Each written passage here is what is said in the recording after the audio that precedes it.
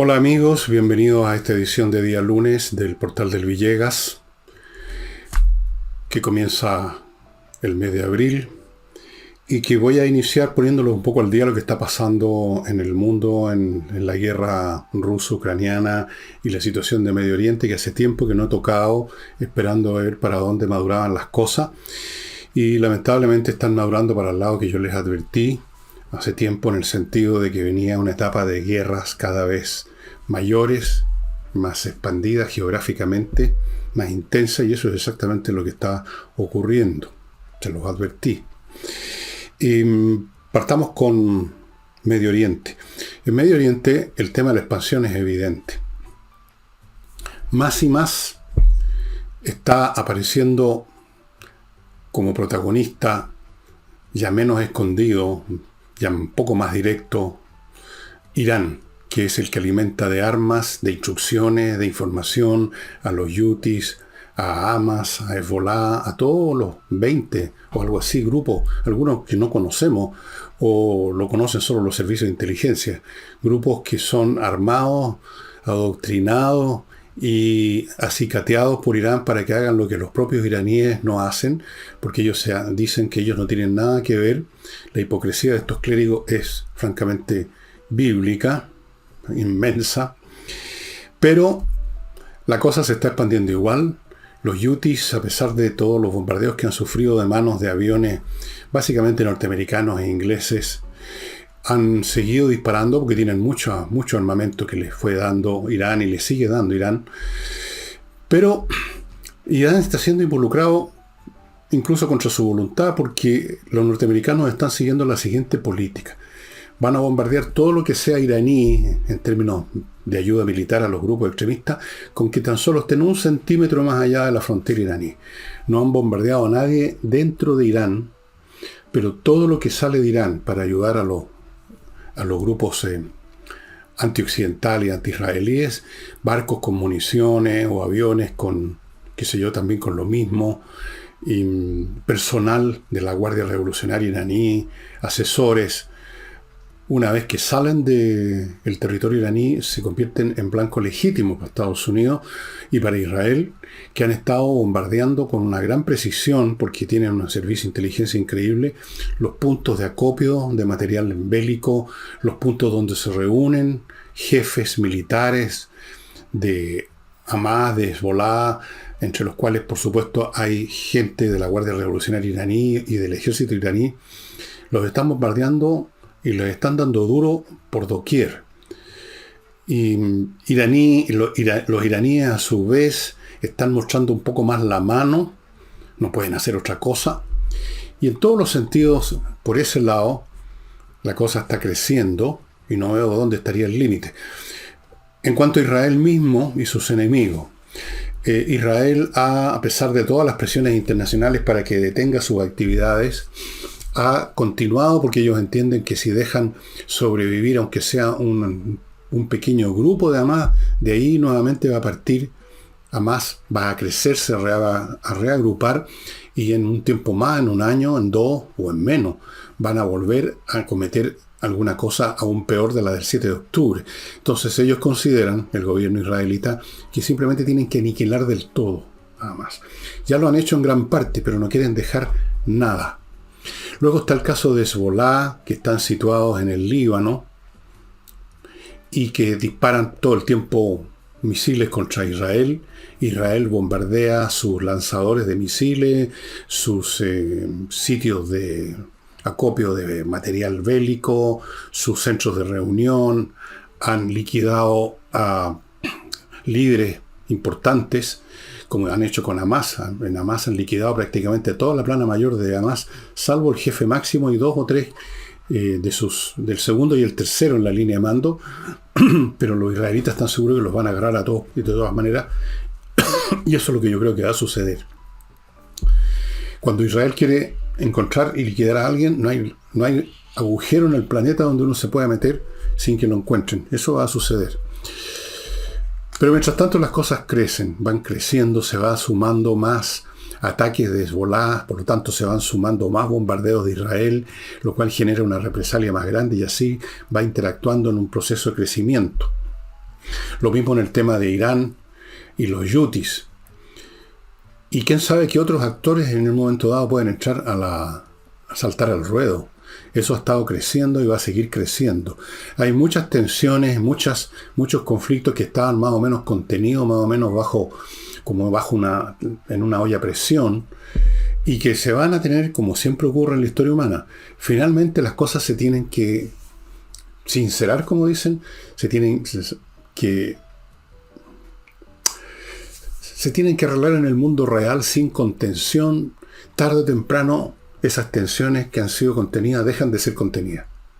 Han crecido demasiado, se pierde el cálculo frío, se pierden las razones por las cuales eran contenidos esos conflictos.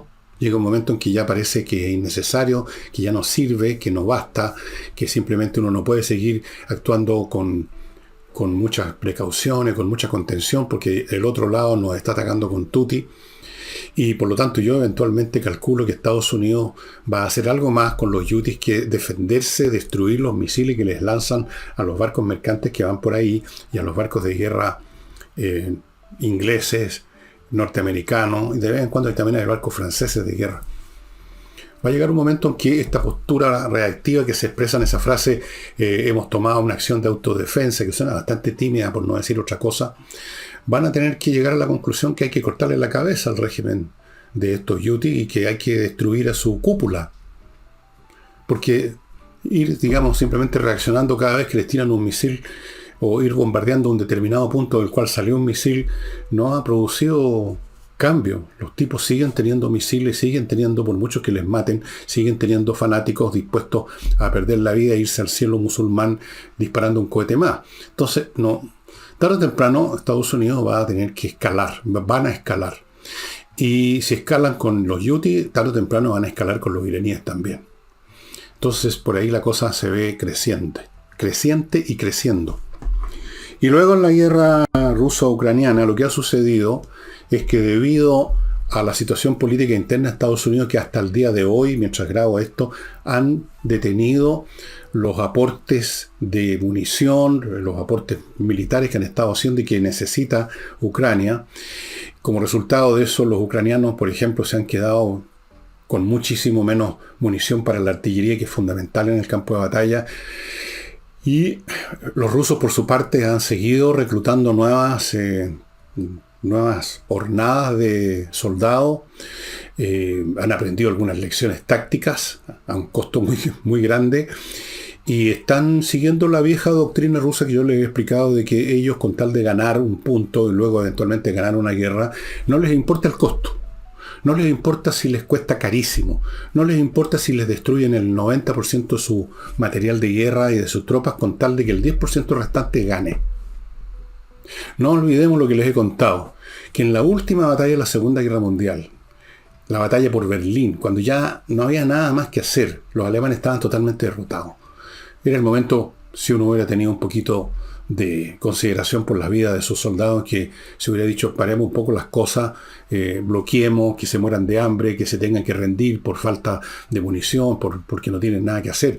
No, Stalin los mandó a atacar, y ese último ataque totalmente innecesario le costó a los rusos 100.000 muertos y cientos de tanques y de vehículos y materiales. No les importa.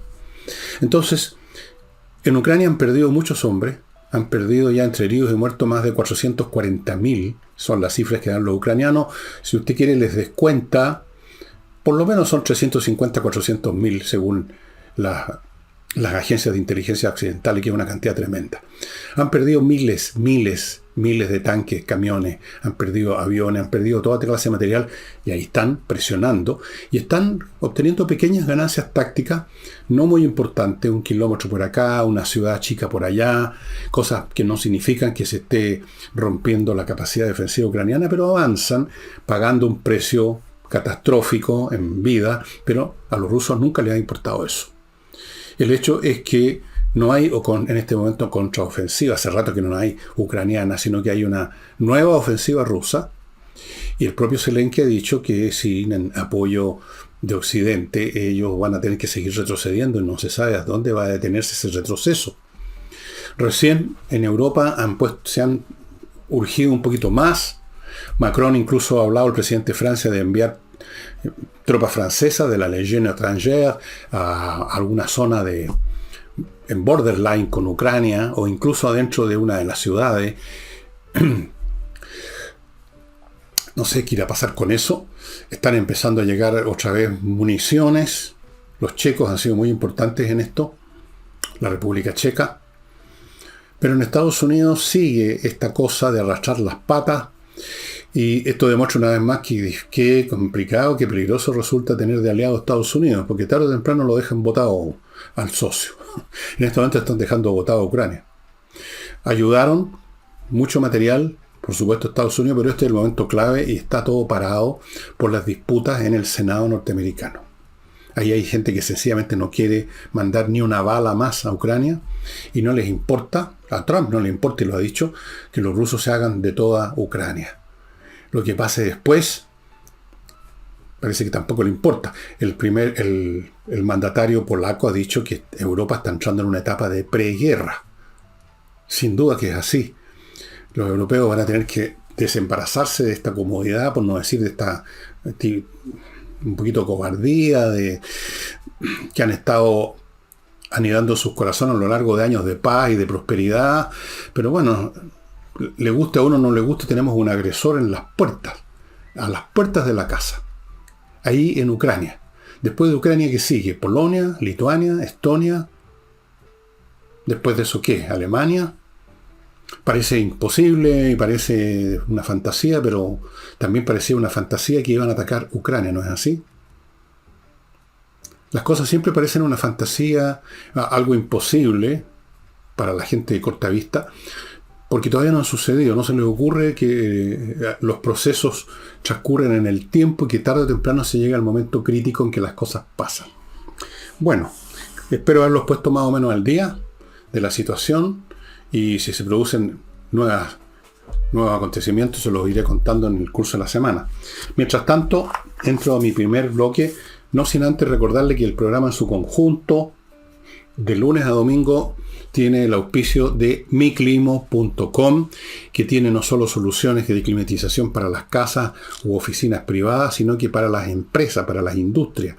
Grandes sistemas para los talleres, planes especiales para dotar de climatización a muchas oficinas.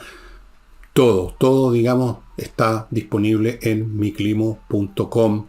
Así que yo le sugiero a usted, señora privado, que quiere simplemente resolver su problema personal por los calores que volvieron, vaya poniéndose en contacto con Miclimo. Continúo con basedeadministradores.cl. Ese es el sitio web donde usted puede encontrar eso, una base de administradores, o sea, alrededor de 2.000 personas que son o han sido administradores, que tienen un currículum completo, dónde han trabajado, quiénes son, cómo se llaman, cuál es su experiencia. Todos los que están en esta lista manejan los software especiales para administración de condominios, de edificios. Por lo tanto, usted tiene ahí una posibilidad, si tiene que cambiar de administrador, si se le fue el administrador o lo que sea, de encontrar lo que usted quiere, lo que usted necesita, porque la lista es grande, son alrededor de 2.000, o creo que más todavía, personas que están en la base de administradores.cl. Sigo con torch.cl. Entre ese sitio y va a encontrar todas las variedades de linternas, de las cuales yo le he mostrado bastantes, unas más grandes, muchas muy pequeñas, como las que uso en el bolsillo, con una tremenda potencia lumínica, resistente a las caídas, al agua, con una batería propia que le permite a usted cargarla N veces, enchufándola al computador o a la corriente. Realmente, tener una linterna siempre ha sido práctico, pero las de Torch son aún más, porque son mucho más potentes que las linternas normales, y son casi muchas de ellas son modelos muy pequeños que usted se puede meter al bolsillo. Torch.cl. Continúo con Fastmark, la empresa chilena de transporte de carga internacional desde Estados Unidos a Chile. Grandes cargas para empresas, en barco, en avión. La carga pequeña que usted quiera para un privado que compró un objeto, por pequeño que sea, en Estados Unidos y lo quiere traer. Ellos tienen ese servicio courier, tienen el servicio de pequeñas cargas. Fastmark.cl. Y termino con este bloque, con AutoWolf.cl, la empresa que va a su casa a dejarle como nueva la carrocería de su vehículo en 24 horas. Digo 24 horas como norma, de vez en cuando un auto está tan estropeado que se toman no 24 horas sino 48. Mucho más rápido que cualquier taller de desabolladuras, donde además uno pierde el auto por 15 días, no tiene idea de cómo lo están arreglando. Nada, aquí usted está viendo cómo lo hacen frente a sus ojos. AutoWolf.cl. Bueno, entremos ahora a lo nuestro, a los chilenos. Vamos a ver una nueva encuesta Pulso Ciudadano. La aprobación de Boric subió 2 puntos, en otras semanas baja 2 puntos, se mantiene más o menos en el mismo orden de magnitud. En esta oportunidad llegó al 27,7, pongámosle 28 por ser a usted. Otras veces baja al 25, se mueve ahí entre el 25 y el 30%, esa yo diría su base natural de apoyo. Es la base natural de apoyo que tiene Boric, no ha cambiado mayormente. Incluso estos porcentajes de más o de menos pueden ser parte, digamos, del error estadístico. Simplemente porque no todas las encuestas son exactamente igual, la misma gente. No. Así que está igual, Boric está igual. En cuanto a Evelyn Matei, sigue muy bien aspectada, tiene casi 24,9, casi 25% de aprobación, de preferencia para una contienda presidencial. Bastante más abajo se ha ido quedando José Antonio Kast, que tiene 11,7. Nada de raro porque el hombre tiene muchísima menos presencia mediática que Evelyn Matei, por razones probablemente porque no tiene tanto interés por su manera de funcionar, porque no tiene un cargo que le permita estar a la vista del público, que estar en los medios de comunicación. Entonces, pero tiene 11,7 y de todas formas está por encima de todas las demás opciones de izquierda. La más cercana a estos dos líderes es Bachelet, con 8 puntos, que todavía me parece que es como mucho, considerando todo lo que ha significado de malo para Chile. Pero tiene también su barra. Tiene su señora y su, qué sé yo, que la siguen, así la lleva al infierno. 8 puntos. Y la señorita o señora Vallejo, Camila Vallejo, tiene 4,5. Nunca ha podido crecer mucho Camila Vallejo. Porque es comunista quizá, no sé, porque es muy seria, muy como grave, así, no tengo idea, pero el hecho es que ahí está pegadita en los 4, 3, incluso creo que este puntaje 4,5 es el más alto que ha tenido, pero aún así está lejísimo de doña Evelyn Matei, incluso la Bachelet tiene la tercera parte. Así que la cosa hasta el momento está bastante clara. La izquierda, en este momento, en otras palabras, no tiene un candidato que, digamos, con algunas posibilidades de dar la pelea. No tiene. ¿Cómo podría tener? ¿Quién podría tener? En primer lugar, la gestión de este gobierno ha sido mala, muy mala. No nos engañemos con los discursos que de repente sueltan o con la publicidad de que vamos avanzando. No estamos avanzando en ninguna parte, o con lo que diga Marcel, que un 0% para él es un gran crecimiento económico, cosas como esa. No ha funcionado. Tampoco desde el punto de vista de las personas hay alguien atractivo en ese lote. ¿Quién? El único personaje atractivo que tenían, bueno, ya lo están usando y lo reventaron, que es el señor Boris, que parece ser, yo no lo conocí en su calidad de previa a su condición ahora presidencial, pero el hombre parece que tenía ciertos encantos, cierto carisma, como dicen. En otros momentos, ¿se acuerdan ustedes? Eligieron a Alejandro Guillé por lo mismo, porque tenía cierto encanto, cierto carisma, mucho más que el de Boris, creo yo. O sea, no tienen una persona que realmente, siendo de ese bloque espiritualmente, desde el punto de vista programático, ideológico, les dé fuego. No tienen. Evelyn Matei, en cambio, sí tiene un carisma personal, aparte de ser una expresión de la oposición en este momento, en la cual está, yo diría, 2/3 del país.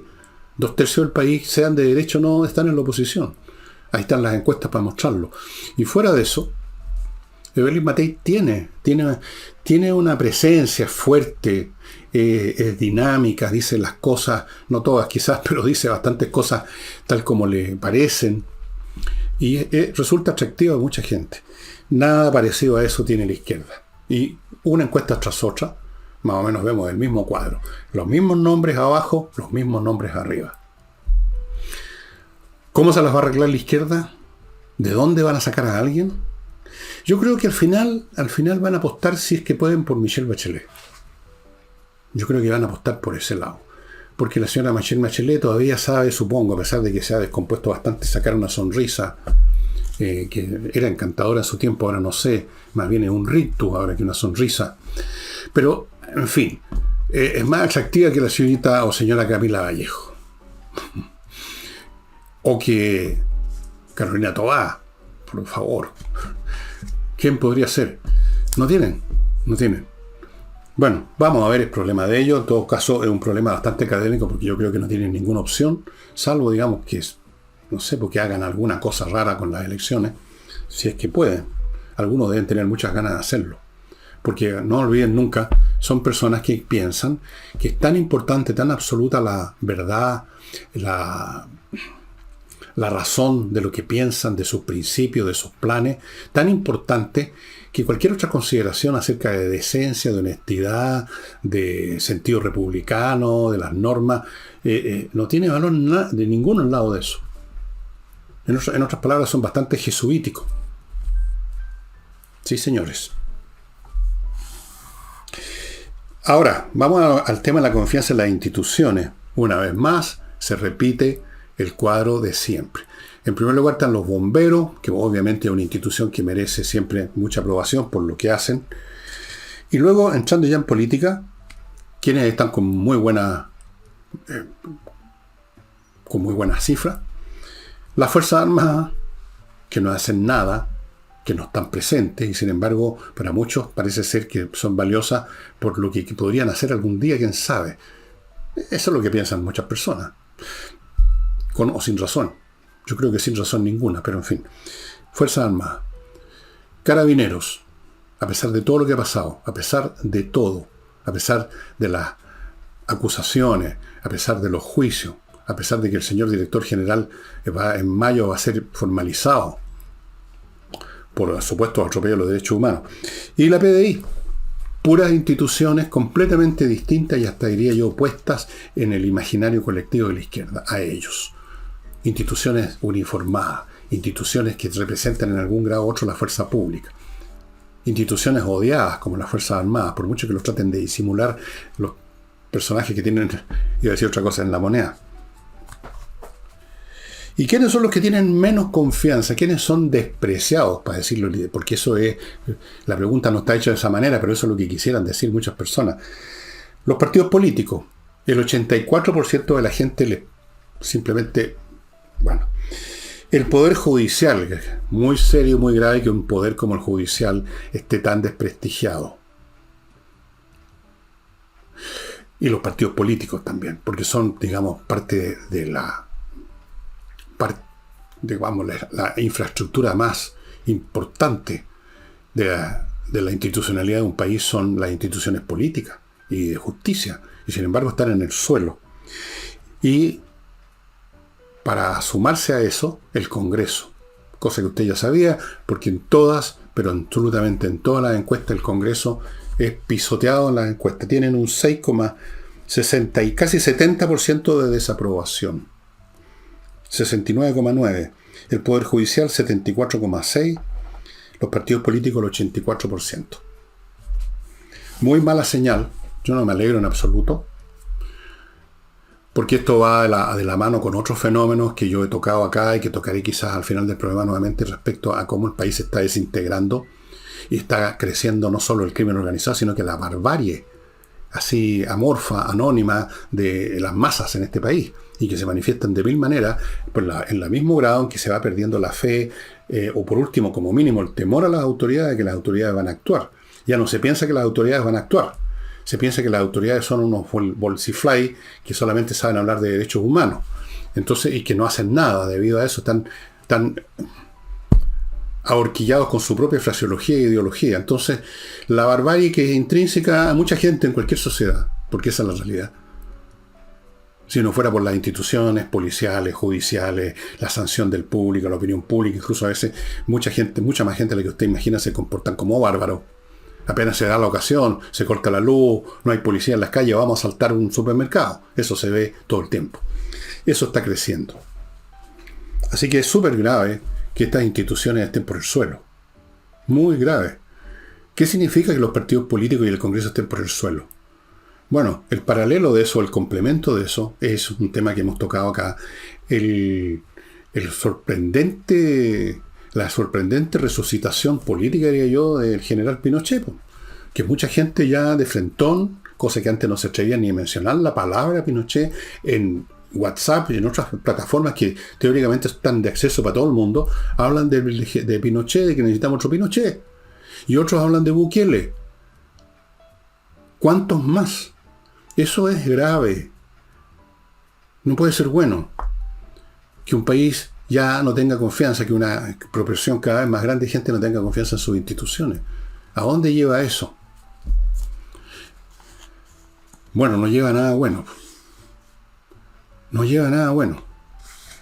Pero eso es el proceso que estamos viviendo en los planos político, institucional, de las masas de la población, que se han ido barbarizando más y más y más. O más bien dicho, ha ido emergiendo el bárbaro que siempre estuvo. Incluso venerados, recordemos lo que pasó con las primeras líneas, venerados por el Congreso, recibidos en medio de aplausos y de vítores. Tipos que estaban un día antes quemando y destruyendo. Bueno, cuando se llega a eso, el único remedio que existe al final es el que mucha gente piensa.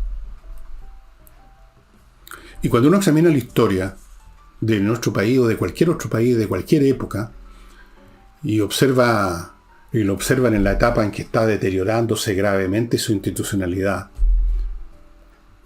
o ese país cae en una situación crónica ya de destrucción institucional, como por ejemplo ocurre con Haití, donde ahora gobiernan literalmente bandas de delincuentes, gobiernan las calles, los barrios, gobiernan Haití. O se restablece el orden de la manera más brutal para hacer creíble otra vez eso que se llama fuerza pública. Yo les recomendaba la otra vez, para los interesados en ver un ejemplo histórico famoso, que busquen en Google el motín o insurrección llamado Niké, ocurrido en el siglo VI en Constantinopla. Un evento muy lejano, pero muy ilustrativo. Ok.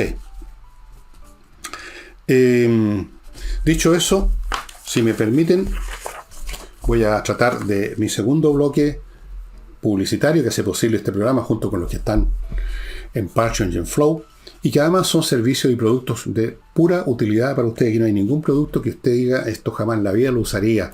No, por ejemplo, inglés. Si usted no sabe inglés, si usted, o apenas, o muy mal, es realmente como no saber. Si usted o sabe bien un idioma o en realidad no lo sabe.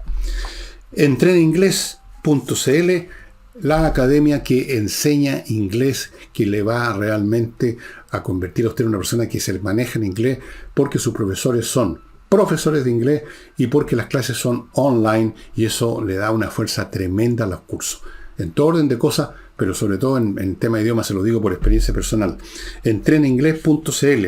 Continúo con AIM Global Golden Visa, una empresa que le consigue a usted la visa o pasaporte dorado que le permite montones de cosas en otro país. Habitarlo, como convertirse en residente usted y familia, hacer negocios y facilita las inversiones, incluso si no va a ese país.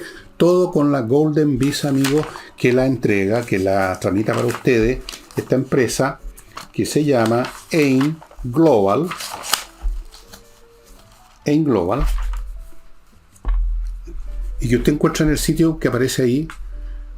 Si usted está interesado en invertir afuera, si usted está interesado en cambiar de vida, si usted está interesado en cambiar de país, vaya entrando al sitio. Continúo con Lomas de Millaray, un proyecto inmobiliario en la zona de los lagos, la región de los lagos, un lugar muy bonito que usted puede ver en el sitio de ellos, lomasdemillaray.cl. Ahí tienen un video para que usted se dé cuenta que efectivamente es muy bonito. Todas las parcelas con agua, con electricidad, con fibra óptica, con tutti, listo para que usted cambie de vida ahí. Y termino este bloque con kmmillas.cl, el sitio donde usted puede vender las millas que tiene acumuladas por sus vuelos y que no las va a usar, y antes que las empresas las hagan desaparecer, que es lo que hacen, llévela, vaya a kmmillas.cl y véndala. Por último, vaya a kmmillas.cl y averigüe a ver cuánto están pagando. Por usted no le cuesta nada averiguar. Si tiene cualquier duda, vea, le va a convenir. Acuérdese de lo que le estoy diciendo. Bien, sigue el tema con Huachipato y a este tema, digamos, se han agregado las reacciones de otros sectores económicos del país, todos negativos a la idea de salvar Huachipato como sea. Aquí lo que está en juego para muchos es su propio negocio. La Sociedad Nacional de Agricultura y otras actividades han manifestado su preocupación, todo esto con términos muy generales, porque esto sería romper ciertas reglas, sería salirse de tal o cual tratado, sería complicarnos con China. Están pensando en su negocio. Resulta que una buena cantidad de productos agrícolas chilenos, vino por ejemplo, que es un producto agrícola, se venden en China. Es un negocio de cientos de miles de millones de dólares. Y hay otras actividades también que están muy relacionadas con China. Entonces, están preocupados de que si se toman medidas más fuertes de las que el gobierno anunció para ayudar a Huachipato a subsistir, entonces están temiendo que ellos, sus negocios, se van a ir por el resumidero. Eso.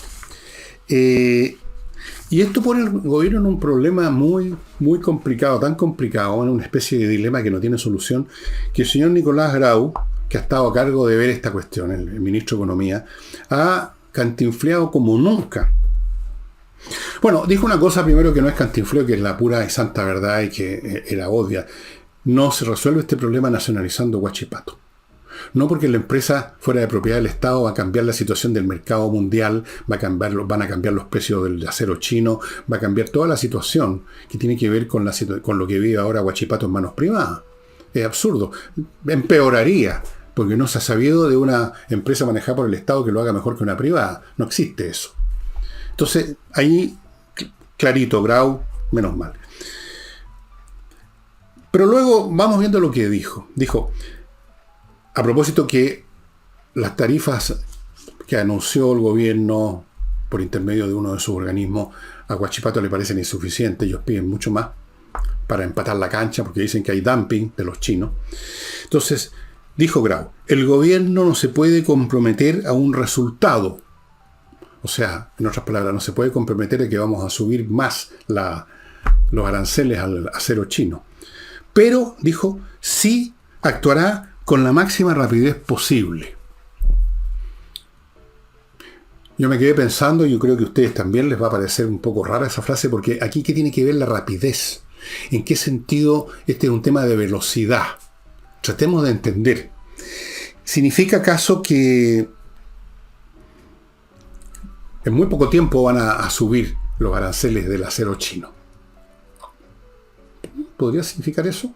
Pero también podría significar en muy poco tiempo vamos a decir que no vamos a subir ni un centavo más el arancel extra que ya le pusimos al acero chino. Ahora, eso no cambia las cosas, la rapidez de esto. En un caso significa que... ¿Qué significa? Significa, por un lado, de que antes, sin ya de mayores esperanzas, en menos tiempo, la gente que vive de la acería de Huachipato, la economía de Biobío, va a saber de que están condenados. No sé en qué sentido eso sería un beneficio. La máxima rapidez que ofrece el gobierno como si fuera un beneficio. Con la máxima rapidez le vamos a decir a la gente que están jodidos. O con la máxima rapidez vamos a subir los aranceles y entonces van a estar jodidos la gente, no de inmediato, pero seguramente la gente que está vinculada a las otras actividades que van a ser perjudicadas por el aumento del costo del acero, por ejemplo la construcción, o por las represalias que puede tomar China comerciales, y ahí están los agricultores pero muy preocupados. Entonces, ¿cuál es, digamos, el efecto per se de la rapidez? Si alguien me explique. Ahora, hasta aquí de todas formas uno podría aceptar estas frases, pero aquí viene el momento culminante de la intervención de Grau, aquí viene el cantinflazo a todo dar, porque dijo lo siguiente, y no estoy bromeando, lo noté textual, dijo más o menos esto, que se va a conversar con las mineras, que están con, obviamente las mineras que tienen que ver con el acero, para que a veces paguen más y a veces paguen menos y haya una estabilidad a largo plazo.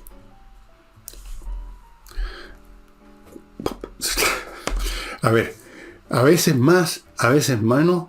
Cuando algo es a veces más, a veces menos, y cuando se dice a veces ni siquiera está claro, digamos, la frecuencia, la intermitencia de estas dos cosas, la subida o la bajada, ¿cómo eso sintoniza con el concepto de estabilidad? Me pregunto yo.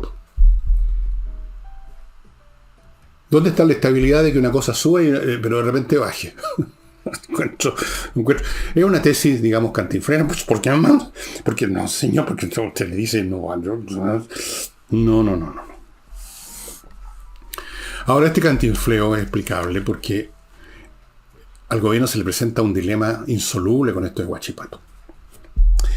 Si apoya a Huachipato subiendo más los aranceles, va a perjudicar a otros sectores económicos y eventualmente se va a ganar más opositores en el campo de la agricultura y en los demás que van a hacer la construcción. ¿Para qué hablamos? La construcción está en una posición atroz. O sea, la construcción ahora es una sombra de lo que fue, y si le encarecen el precio del acero, entonces más empresas van a quebrar o no van a iniciar construcciones, y más obreros en la construcción van a quedar sin pega. Se va a ganar enemigos por ese lado y por otros más también. Y si no sube los aranceles y deja que Huachipato caiga, siga en suspensión, no se produzca más acero, se va a ganar el odio parido de toda la región del Biobío, no solo de los trabajadores de Huachipato, sino que de todas las empresas que están conectadas con la siderúrgica. Entonces, ¿dónde está la solución? Si no decir, pues que a veces sí y a veces no. Entonces, esto no es un win-win, esto es un lose-lose. Aquí no hay forma de encontrar una salida.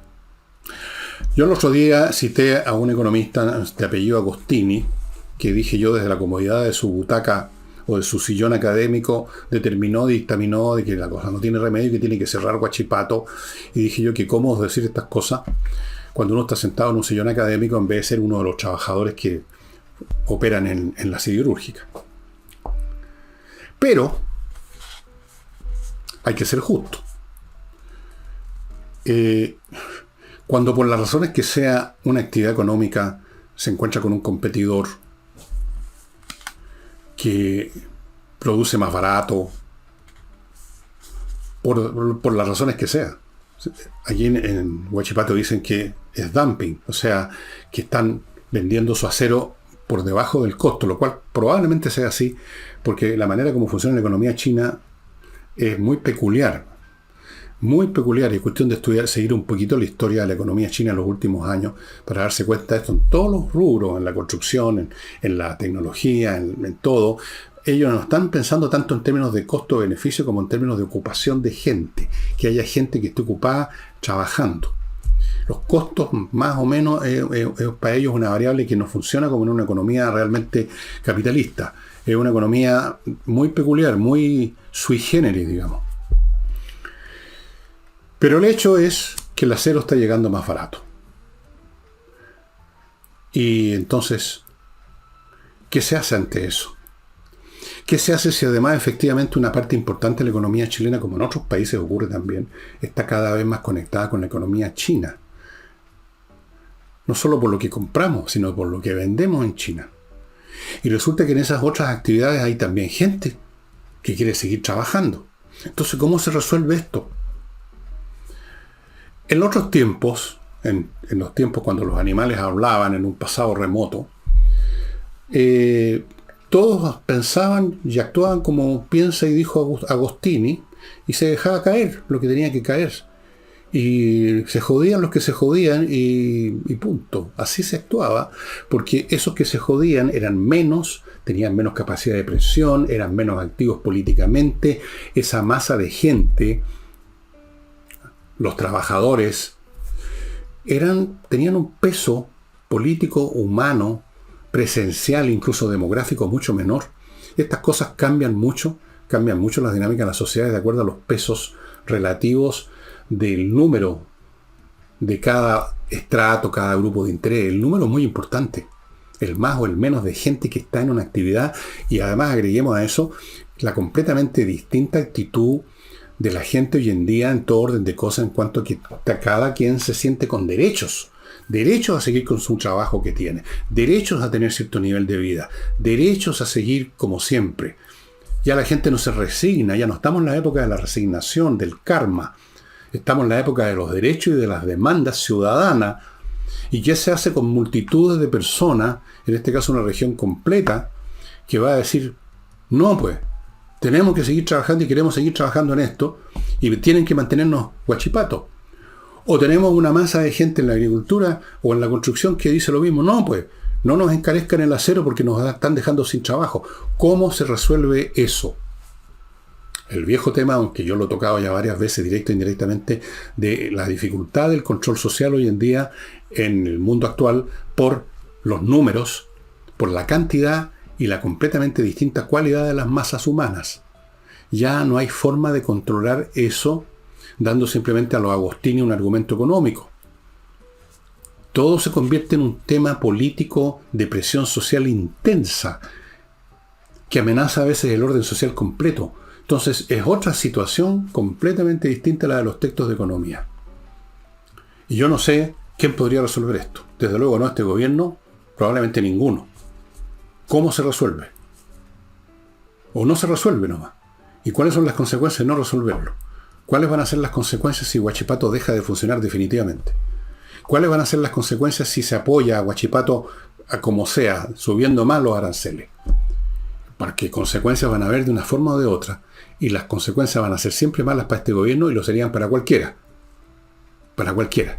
Y de ahí entonces que el señor Grau tiene que salir con esta cosa cantinflera de que unas veces más y unas veces menos. Porque así, porque la estabilidad... ¿Qué estabilidad a largo plazo? A largo plazo no hay ninguna estabilidad en esta cuestión. Ninguna. Bueno. Volvamos ahora al tema de Rusia-Ucrania, porque un tema que quizás debía haberlo mencionado al principio del programa, pero lo voy a mencionar ahora. Resulta que ustedes saben que en Rusia hubo un atentado, en Moscú específicamente, de un grupo de fundamentalistas islámicos, ese ISIS, ¿se acuerdan? Que supuestamente estaba destruido, pero parece que no. Si usted deja un átomo sobreviviente a estos grupos, vuelven a aparecer, por eso mismo que los israelitas quieren terminar completamente con Hamas, para no dejar ni un átomo que pueda después reconstituirse. Bueno, atacaron un establecimiento en Moscú, mataron a muchísima gente. Y los rusos están tratando de asociar este crimen con su enemigo Ucrania. No pueden decir que eran soldados ucranianos, agentes ucranianos, porque ellos mismos tuvieron que reconocer que eran de los grupos fundamentalistas, que era gente del ISIS. Pero ahora están tratando de decir de que fueron financiados por los ucranianos, que fueron apoyados que fueron guiados por los ucranianos, sin ninguna prueba de eso porque no existen. Pero no solo eso. Acusan a Ucrania de terrorismo y le exigen que les entregue a ellos funcionarios del gobierno ucraniano vinculados a la inteligencia que supuestamente estuvieron detrás de este atentado. Y el argumento que dan, por ejemplo, es que el jefe de uno de los departamentos de inteligencia ucraniano, al cual piden que se les entregue, estaba involucrado en el atentado terrorista contra el puente este que une Rusia con Crimea, que es aquella península que los rusos se tomaron en el año 2014. Pero resulta que el ataque contra el puente fue un ataque militar, pues. Ucrania ha sido invadida, se la llevó, se la arrastró a la guerra. Y tienen derecho a llevar a cabo acciones de guerra, y ese puente era importante porque era el puente a través del cual los rusos llevan sus tropas, sus municiones, todo lo que necesitan para seguir haciendo la guerra. Y los rusos lo caracterizaron desde el primer día, recuerdo hace varios meses, de ataque terrorista. Ellos, que atacan todos los días edificios civiles en ciudades de Ucrania con misiles y han matado gente. Ellos que han destruido, vean ustedes la fotografía y los videos, ciudades completas que están planas, así como la ciudad alemana de la Segunda Guerra Mundial. Hablan de terrorismo. ¿No creen ustedes que es el colmo de la patudez y del cinismo que Rusia hable de que ellos son víctimas del terrorismo de Ucrania, cuando ellos están ejerciendo un terrorismo masivo que le ha costado miles y miles de muertos a Ucrania, la destrucción de ciudades, de su economía, de su vida? Y los terroristas son los ucranianos.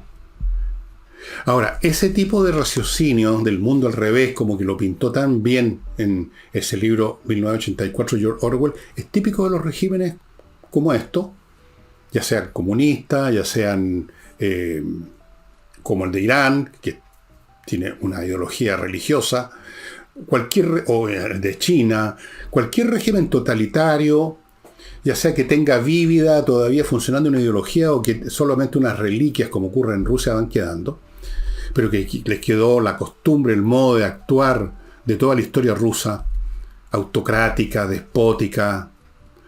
Bueno, en esos mundos no existe el menor respeto, ni siquiera conocimiento acerca de qué es la verdad. Y entonces, cosas como esta que son como para la risa, de acusar de terrorista a las víctimas de ese terrorismo masivo,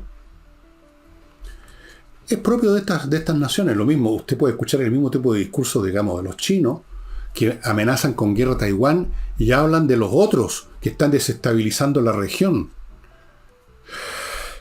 Yo no digo que en las naciones occidentales hay una cosa en la estructura genética de la gente que vivimos acá, que seamos más veraces que la gente del mundo oriental, de estos regímenes despóticos. No, lo que sucede es que acá todavía, por lo menos, hay regímenes que permiten que existan medios autónomos de prensa, de comunicación, libertad de opinión, que hacen bastante más difícil esa mentira sistemática, que no encuentran en esos países ninguna oposición, porque están todos callados, están todos controlados en este mundo, está lleno de mentirosos también, como lo vemos todos los días en el gobierno que tenemos, pero estas cosas se descubren porque no es un país totalitario todavía, no han controlado todo el país, no tienen todos los medios a su disposición, aunque muchos de ellos, por lo que he podido ver, son francamente unos lacayos del gobierno, lacayos, pero aún así quedan espacios de libertad. Y esos espacios de libertad en Occidente permiten que, aun cuando se nos mienta, y los políticos son unos mentirosos profesionales, las cosas se descubran, se sepan, no se pueda llegar tan lejos. En esos países sí. Entonces, cuando el señor Putin y sus lacayos del poder dicen que Ucrania es un país terrorista, un país nazi, un país que lleva a cabo actos terroristas, que fue el poder que estaba detrás de estos terroristas islámicos. ¿Quién se les opone dentro de Rusia? Nadie. ¿Han visto ustedes televisión rusa? Supongo que no. Yo sí. Ustedes la pueden ver por internet, incluso con traducción al inglés, por si acaso. Todos los tipos que trabajan ahí en esos medios son simplemente marionetas del gobierno. Y si el gobierno dice que 2 más 2 es 3, ellos van a decir que 2 más 2 es 3 y que decir 2 más 2 es 4 es imperialista. Recuerden que en esos países en algunos momentos teorías científicas completas eran despreciadas y no eran enseñadas, como por ejemplo la teoría de la relatividad, porque eran imperialistas, porque habían sido producidas en Occidente. Se llega a esos extremos. Pasó también en Occidente cuando tenía más peso, aunque nunca tanto como el que tienen en estos regímenes los que gobiernan, cuando tenía más peso la Iglesia Católica y entonces el sol giraba alrededor de la Tierra y si usted pensaba distinto, como Galileo, usted lo llevaban a la Inquisición. O sea, la verdad es muy frágil, está siempre ahí a punto de perderse, a punto de romperse. La mentira, en cambio, es más elástica, se adapta a lo que usted quiera, usted miente como quiere para favorecer sus intereses y si tiene todo el poder, la impone como si fuera la verdad. Hay una lucha permanente y por eso que yo les voy a mostrar un libro, que se lo he mostrado antes, pero que me parece muy importante que muchos de ustedes, especialmente si son jóvenes, estudiantes, que hay algunos que ven este programa, lo lean, lo consigan en internet, lo compren y lo lean.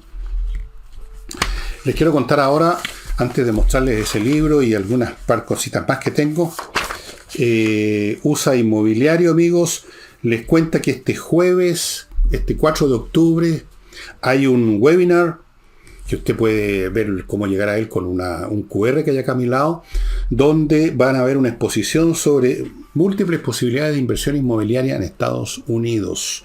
Muy interesante, como por ejemplo, tengo aquí anotado una de las posibilidades, unos departamentos en Miami, que se pueden comprar a unos precios muy especiales que consiguió esta empresa nuestra y que son muy rentables, tienen una ocupación de más del 90%, rentan muy bien, es un muy buen negocio. Y de esto a hablar, entre otras cosas, la gente, el experto que trajeron, el experto que va a estar en este webinar, a las 10 de la mañana, este jueves 4 de abril. Me dicen que hay un QR, yo no lo veo porque no lo tengo a mi lado. Use su cámara, úselo para llegar al sitio y asiste y escuche, porque ahí hay buenas posibilidades de inversión, amigo. Continúo con Transporte Scala, una empresa muy interesante de transporte, muy flexible, trabaja todos los días, todo el día está a su disposición, no solo para transportes particulares, sino que transportes de colectivo, qué sé yo, grupos de estudiantes, grupos de trabajadores, tienen buses, tienen minibuses, tienen automóviles, todos de última generación, de último modelo, cómodos, ricos vehículos, para usted, para cuando quiera, como quiera, usted dispone de estos vehículos. Transporte Scala. Continúo con compreoro.cl, donde usted puede comprar oro y plata en lingotes o en monedas y tener un resguardo financiero intocable, porque el oro y la plata, como les he dicho millones de veces, es valor per se. No es representativo de una empresa que se desplomó y usted quedó con un papel que no le sirve ni para limpiarse, sino que esto es valor per se, el oro y la plata.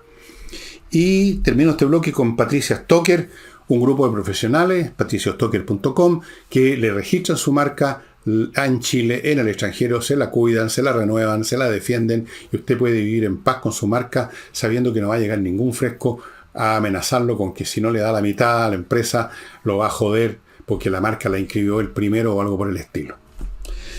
Yo no sé si estamos a tiempo todavía. Creo que estamos medio pasados. Sería un tema que tocaré entonces esta semana. Me refiero al crecimiento de la barbarie en nuestro país, y con eso me refiero a una cosa distinta al crimen organizado. Me refiero a algo más difuso, más anónimo, pero también tremendo, y que se manifiesta como se manifiesta el crimen de las más múltiples maneras, y que es otro signo del derrumbe del orden civilizado que lo estamos viendo ante nuestros ojos. Pero lo voy a tocar entonces en el resto de la semana, porque por ahora voy a mostrarles un libro que se lo he mostrado antes, que tiene que ver con esto del pensamiento, de la verdad y de todas esas cosas que son fundamentales en tiempo en que tanto la democracia como la verdad, como la transparencia y como la decencia están todos bajo ataque. Digo decencia porque también vemos muchas conductas indecentes ahora, porque se ha perdido el sentido de lo correcto, de lo que significa la lealtad, de lo que significa el respeto. Entonces, por cualquier cosa, todos se acusan de cualquier cosa, y hay actores que los acusan de una cosa, y hay artistas que los acusan de otra, y hay políticos que los arrastran también a la letrina, y es francamente una especie de competencia a ver quién denuncia y acusa y destruye más al prójimo. Y esa es solo una de las manifestaciones de esta barbarie, pero la voy a ver en la semana, espero.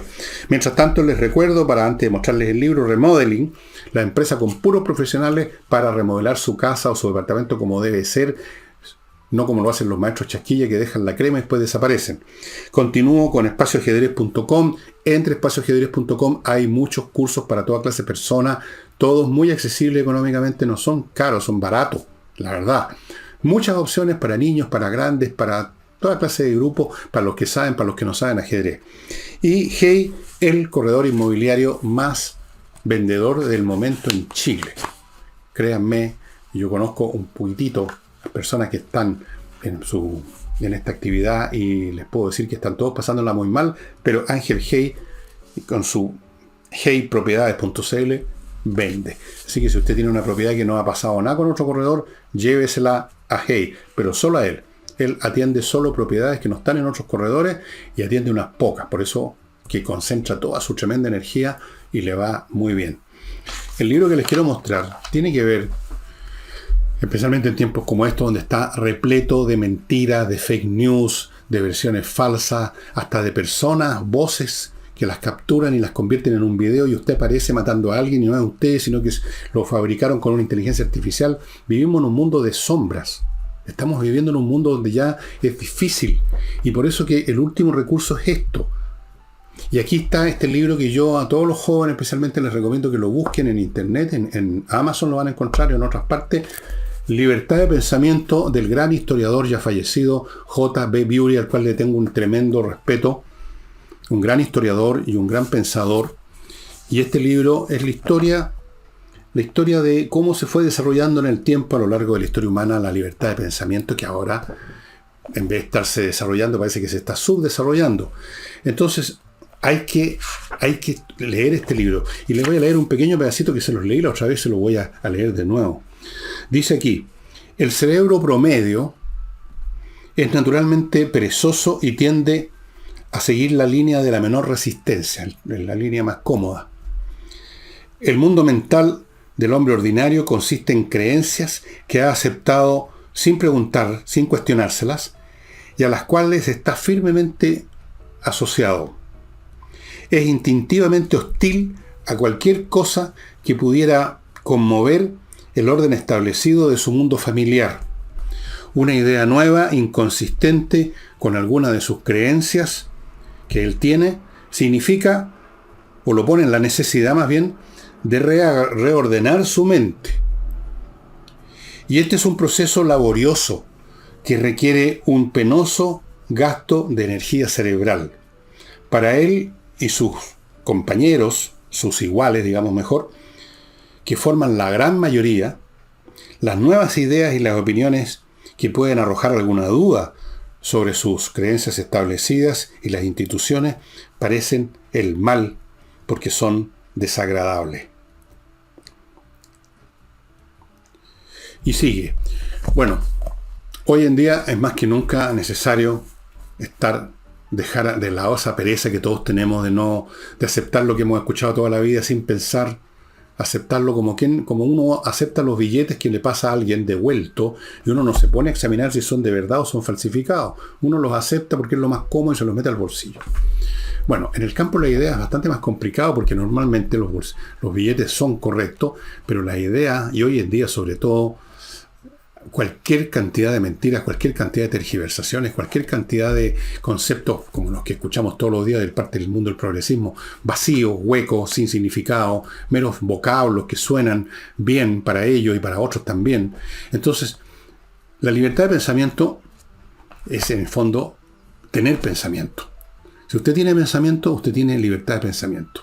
Si usted no piensa, usted no tiene libertad ni de pensamiento ni de nada. Usted se convierte en una marioneta, víctima y juguete de cualquiera que lo quiere manipular, y todos lo manipulan, con imágenes, con convocatoria, con frases altisonantes, con llamamiento, con discurso, con la frase todo el pueblo piensa así, la ciudadanía exige esto y lo otro, y usted no piensa, a ver cuál ciudadanía, de dónde sacó esta persona que era toda la ciudadanía, a qué se refería, a cuántos millones, al 40%, al 60%.